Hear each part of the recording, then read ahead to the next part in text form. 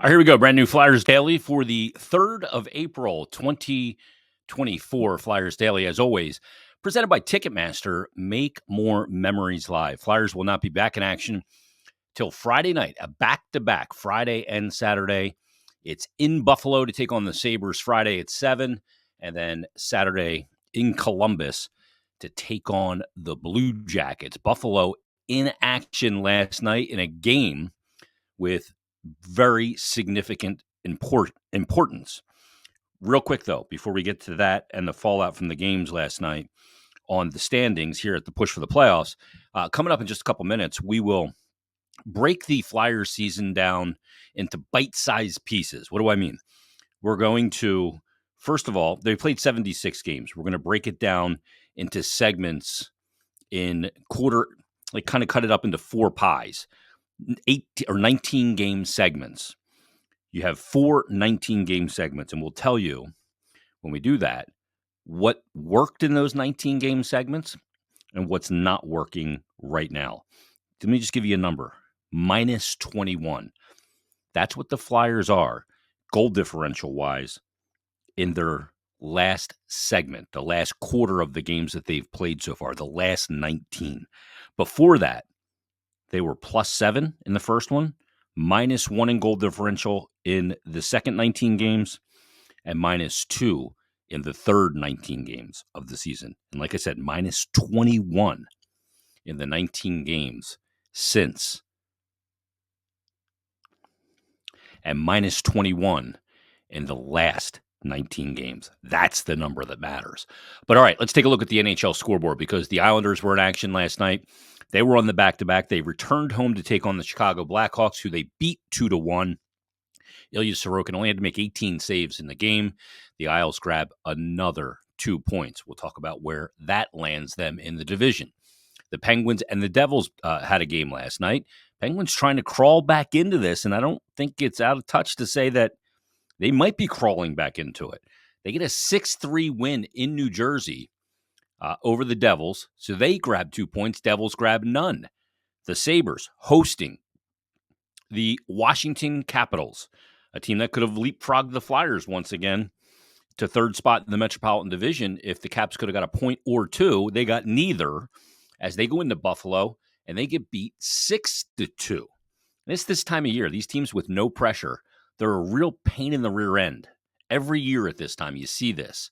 And, of the 3 teams that were in action that are really of consequence, the Capitals didn't get any points. The Devils didn't get any points, although the Penguins did, but the Islanders did. So what's the fallout in the standings?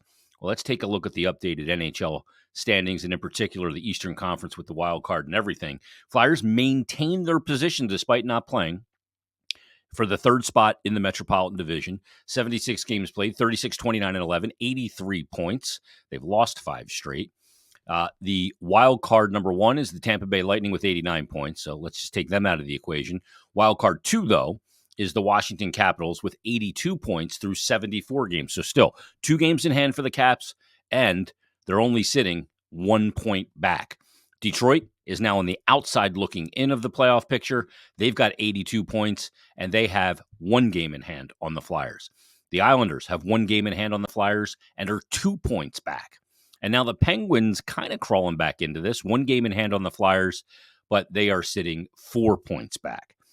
So not all things considered, not a bad night for the Flyers, even though they didn't play. They maintained their position. Now the key thing is obviously going to be Washington when they make up these 2 games they have in hand. Are they wins? Are they losses? What are they? Washington right now is 6-3-1 in their last 10, but they've now lost 3 straight games. So big opportunity for the Flyers this weekend at 4 points over Buffalo and Columbus. But again, like you see on the scoreboard last night, beating these teams is not going to be just simple. And it obviously hasn't been a foregone conclusion when you look at the losses to Montreal, Chicago, and then the last loss against the New York Islanders in overtime. The Washington Capitals' next opponent they'll be at home, and they'll take on the Penguins, who just beat the Devils tonight. Then Washington will go on the road on Friday night, another back-to-back. Their schedule is kind of brutal here down the stretch. Back-to-back Thursday, Friday for Washington. The second part of that is in Carolina. No treat there. Then they'll have a game on Sunday. It'll be 3 and 4 days. They'll take on the Ottawa Senators. And then on Tuesday, they'll go to Detroit and to Buffalo. Then they'll come home. They'll get Tampa Bay at home. They'll get the Boston Bruins at home on that Monday, April 15th. And then the next day, they will travel to Philadelphia to take on the Flyers. They will be in that back-to-back situation on April 15th and 16th, 2 weeks from today. So good night for the Flyers, all things considered. We'll take it. All right, let's get to our breakdown of the 2023-24 season. All right, so now that we know where things stand after the games last night in the division and the push for the playoffs, I thought this would be a good opportunity to take a look at the Flyers in segmented portions. What do I mean by that? So I've broken up this season into quarters from what they've played so far through 76 games, and I broke up this season in half to compare them to each other. So if you break up this season into equal quarters of the 76 games, it is broken up into 19 game segments. So you have games 1 through 19, and then obviously 20 through 38, games 39 through 57, 58 through 76. So let's look at the quarter rankings first. The Flyers got out of the gate, games 1 through 19. Again, that's from the 12th of October to the 22nd of November. So 19 games. They had a record of 10-8-1 in those first 19 games. They scored 62 goals. They gave up 55 goals, and they had 7 power play goals. They were +7 in goal differential. Goal differential, I think, is a big number. The second quarter, 21 standings points, by the way, in that first 19 games. In segment number 2, games 20 through 38, which is all the way back to the 24th of November through let's see here, the 4th of January. In that 19 games, they had a record of 9-5-5. So 10-8-1 in the first 19, 9-5-5 in the second. They had 23 standings points. They scored 51 goals, and they gave up 52. So they scored 11 less goals than they scored in the first segment, but gave up 3 less goals. And they had 23 standings points, and they were -1 in goal differential. And they had 5 power play goals, 7 power play goals in the first segment, 5 in the second. Let's go to game 39 through 57. That started all the way back on the 10th of, on the 6th of January and went all the way to the 21st of February. Over that 19 games, a record of 11-7-1, 57 goals for, 59 goals allowed, -2 in goal differential. They actually had 12 power play goals, but they were a -2 in goal differential. And then to the final segment of the season, where the Flyers go from the 24th of February all the way until the 1st of April, which was the last game, the 4-3 loss against the New York Islanders. And in that 19 games, 6-9-4, 52 goals for, 73 goals allowed, -21 in goal differential. That's incredible. You go from +7 to -1 to -2 to -21 in goal differential. An insane number.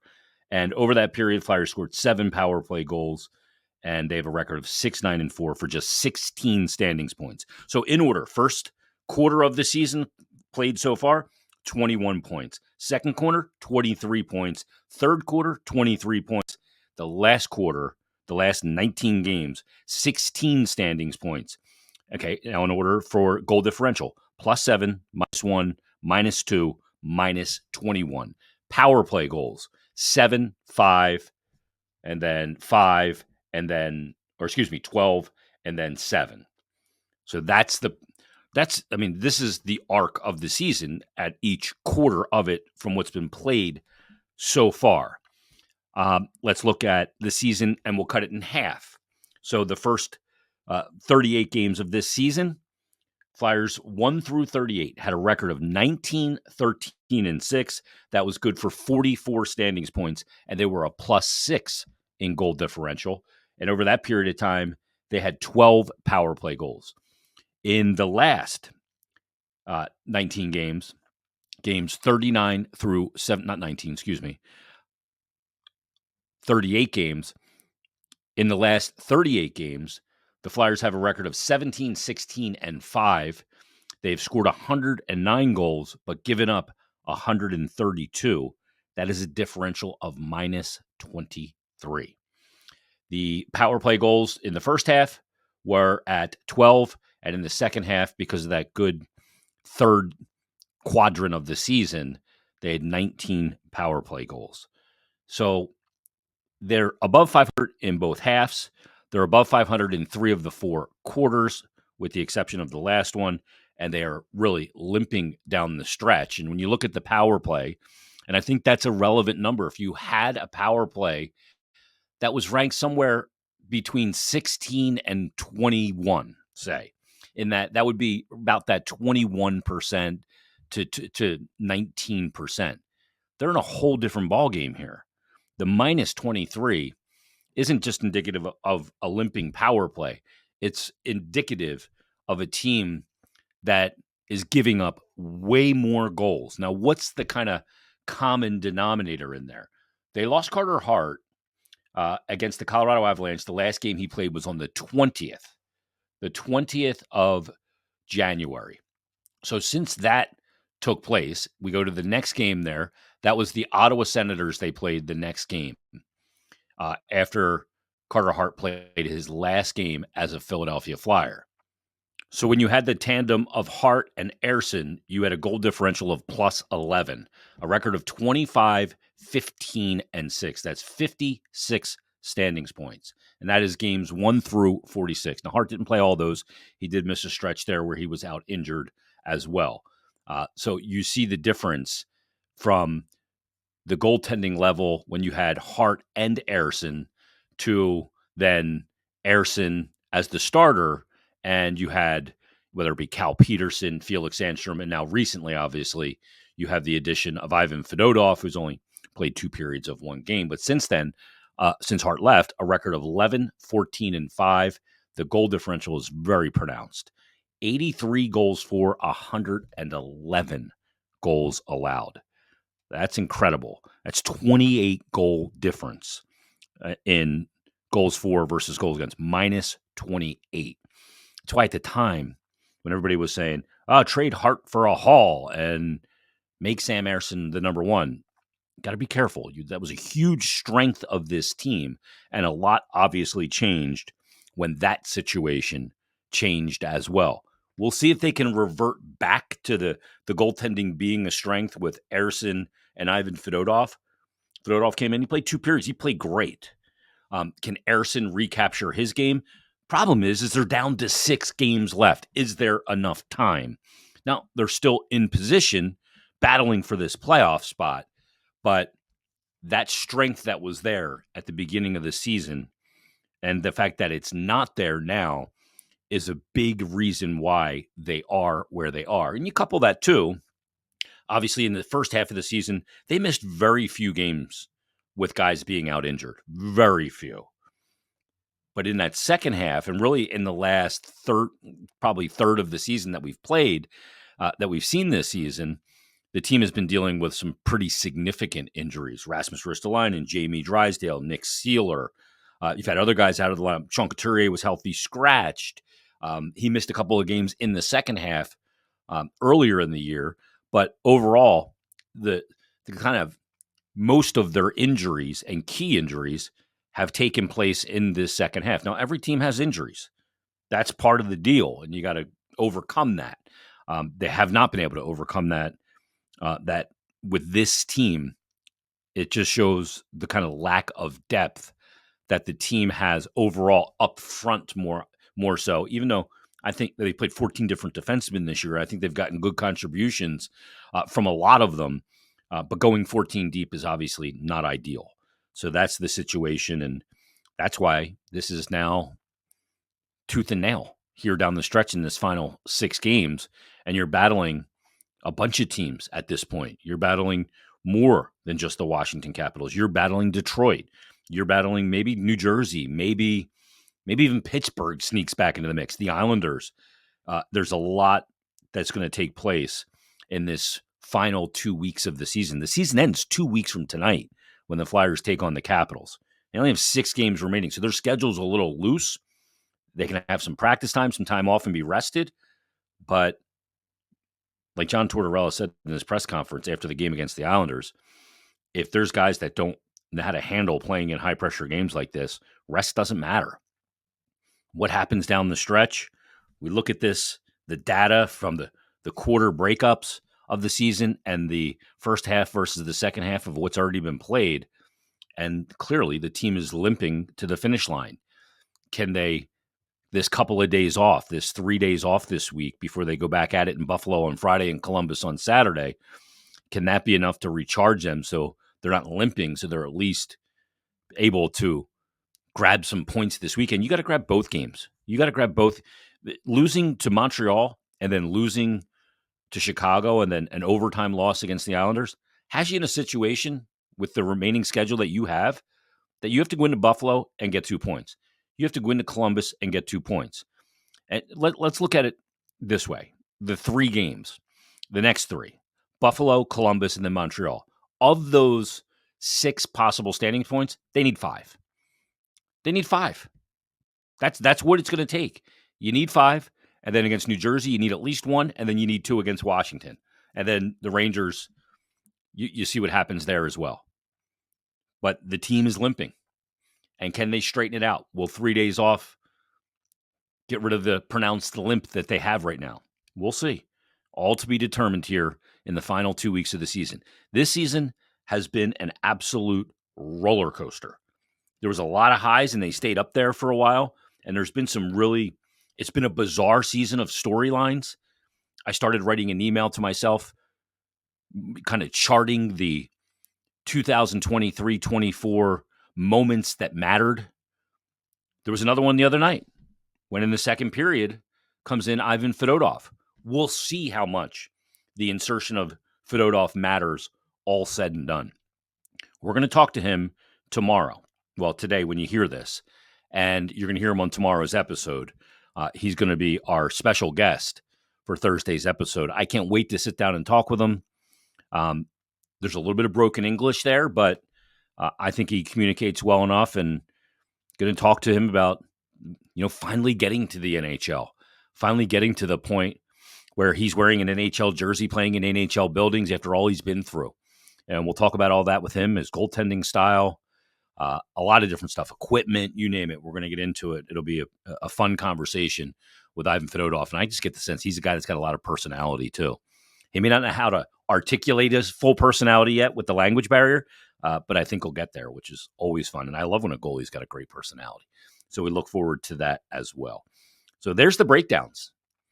It's pretty easy to see when you look at these numbers of goal differential and record and all that stuff at the different marker boards of this season to see why this is a dogfight here down the stretch. So they'll be back at it Friday in Buffalo.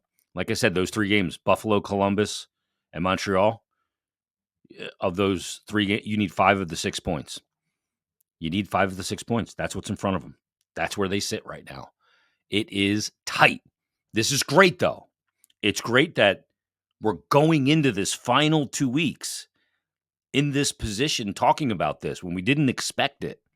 I see some of the people that have been emailing me and sending me DMs or notes saying this is exactly where they don't want to be, on the bubble of the playoffs. They don't make it and you end up with a crap draft pick. Stop. You cannot build culture. You can't find out about young players unless they're put in this situation. It's why teams that perennially stink never figure out who the winners are on their team. So stop that. This is good. What's happened this year is good. It will be even better if on the 16th, when the final horn sounds against the Flyers and the Capitals, if they've punched a ticket to the NHL postseason. That would be great. That would be incredible and an incredible experience for a lot of young players to get a taste. Here's the other reason why. Because this team has put themselves in a position all year long. They've spilled it. They have played their asses off all year long, these guys. Did they play their ass off in the second period against the Islanders? No. But for the most part, they've played their butts off and put themselves in this position. You hate to see it for them slip through their fingers in the last couple weeks of the season. I think there's a ton to be gained by this team making the Stanley Cup playoffs. All right, we'll be back tomorrow. Ivan Fedotov will be our guest. We'll talk to the big goaltender coming up on tomorrow's episode, so make sure you join us then on a brand new episode of Flyers Daily.